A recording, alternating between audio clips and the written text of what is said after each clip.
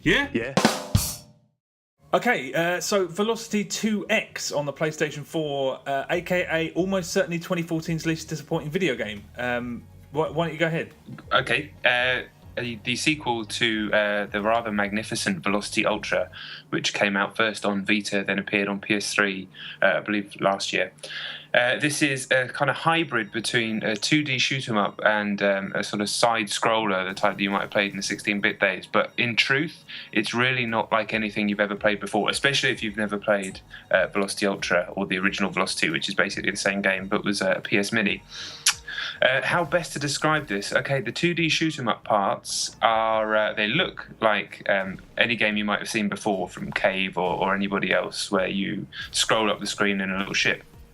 But the hook here, as it was with Velocity Ultra, is that you can teleport with a quick press of the square button on PS4 or any PlayStation.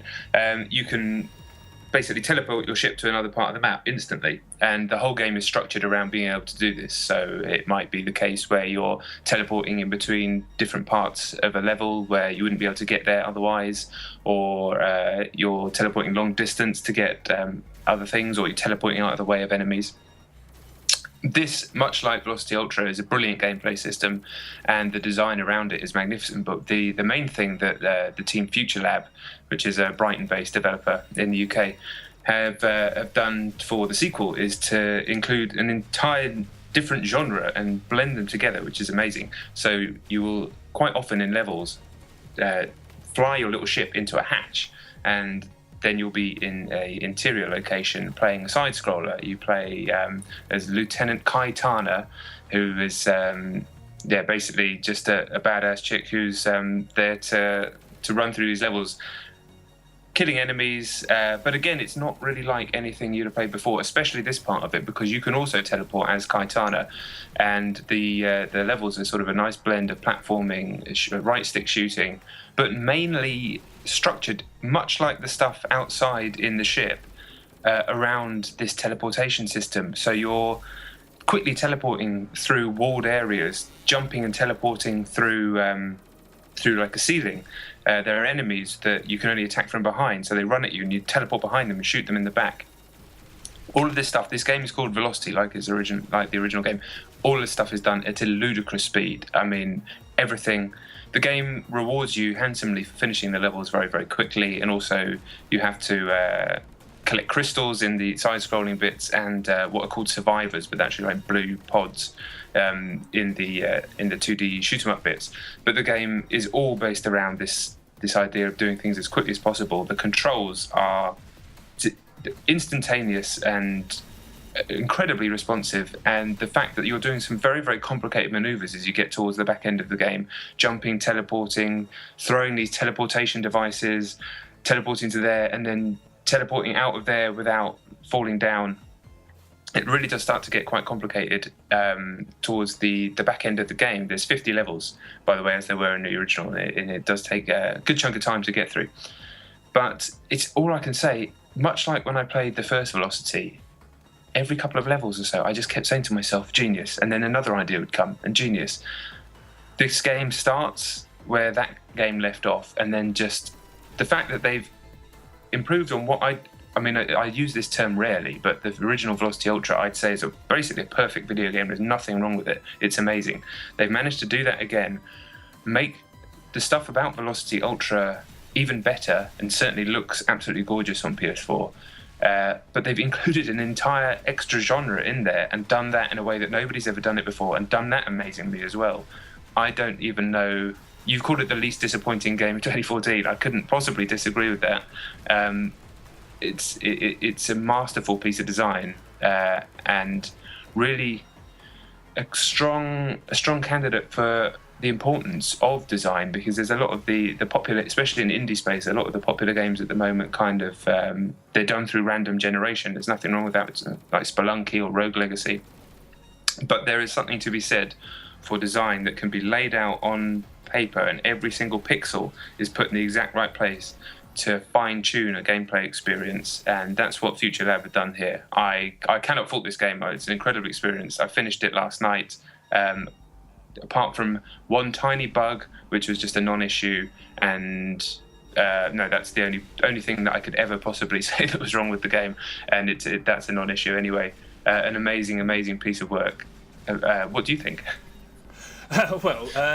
Aside from, I'm surprised you mentioned that it gets quite taxing that you want. It does get taxing, but I think aside from a couple of sort of brief, infrequent bits which involve teleporting mid-jump, I think that this is a game that almost anyone could complete. Yeah, I mean, anyone who's au fait with the DualShock. I mean, anyone who could sort of, not just Joe Schmo in the street here play this. So, so anyone who would class themselves as someone who plays video games.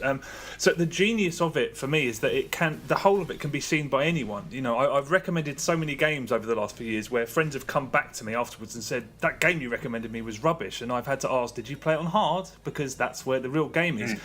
There's no barrier like that here. You're spared none of the just non-stop cleverness or excitement if you aren't trying to perfect every level. For example, it's a game that just wants players to experience it. Dying's not punished really at all. There are time limits scattered here and there, but they're like 20 minutes. I think half an hour was one of them. They're there for people who might be really, really, really struggling, but they're basically consistent. Exactly, yeah. There is a fearsomely challenging side to it if you want it, and it's only there if you want it. You will not think any less of this game if you aren't intending to go after every platinum trophy. It's stunning if you're a casual player, and stunning if you consider yourself to be hardcore and you're going to try and do everything and get everything perfect and whatnot. And there is something perfect about that structure. I can't imagine anyone walking away disappointed. I think it's a perfect way to make a video game because there's no barrier. Everyone can enjoy it. Everyone can see what's brilliant about it. And like you said, it's truly a cross-genre. It's kind of a racing game, it's kind of a shooter, and it's kind of a puzzle game. But it somehow has hardly any of the annoying traits that you associate with those genres. So, for example, the shooting sections are really thrilling, despite the fact that you can't die, really. And the puzzling sections, you're told when to place a teleporter. Yeah. And you don't feel any less gratified when you use it correctly. It really is a masterpiece of design. And if I have one issue, and actually I have two, they're utterly minor, but there is a little bit of grinding involved once you hit level 40. Yeah. On the one hand, the penalty is having to go back and play more Velocity 2X, so who the hell cares? Yeah. But, we've spoken about that structure before. It's a little bit irritating. However, it's thoroughly mild here. You can go back and blast through the first few levels really fast and get the time medals, and that should sort you out. Secondly, the bosses are so outrageously good in this. The boss levels are not just amongst the best boss battles I've ever had. They're just a few of the best levels I've ever played in a game, I think, really, honestly.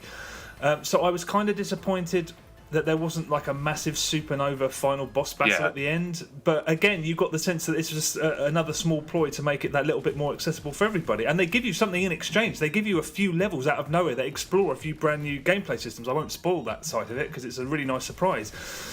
So again, fair deal. I'll take that as compensation for there not being an amazing boss battle. I mean, if you put Last of Us Remastered aside, which I'm sure some people would have in contention, I'd put it to one side because it's a PS3 port. But regardless, there is no doubt in my mind that Velocity 2X is by far the best exclusive on the PlayStation 4. 100% agree. 100% agree. And it won't be bettered this year, without doubt. And I very much doubt it will be bettered next year, to be honest. Games don't really come along very often that are this perfect. Flawless is the word that I'm going to use because I've used it since the first game.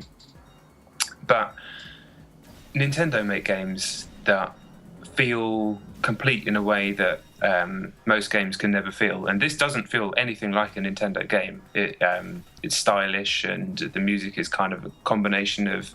Sometimes it sounds a bit like what they call Apollo 440 from the 90s. Sometimes it's like a bit dubsteppy, sometimes it's techno. All really good. Half of it's done by the guy in charge of Future Lab, James Marsden, and half of it's done by the guy who does the music for Killzone, I think. I don't know if it's actually half and half, but they both do it together. And it's a really good soundtrack. But in terms of design and just a level of brilliance that is really rare, you can't go wrong. And what a treat for people to be able to get this effectively for free on PlayStation Plus.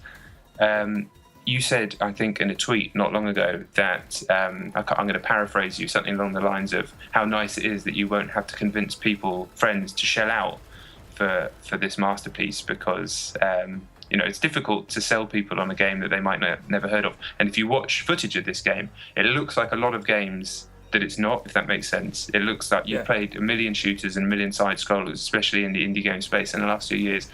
Trust us, this doesn't play like any of them. It really, really doesn't. It's something completely unique, completely of itself, and at times genuinely mind-blowing. As challenging as you want to make it, as you said, but also as accessible. It doesn't even make sense. Just go and download it immediately, and I promise you will not be disappointed. I promise.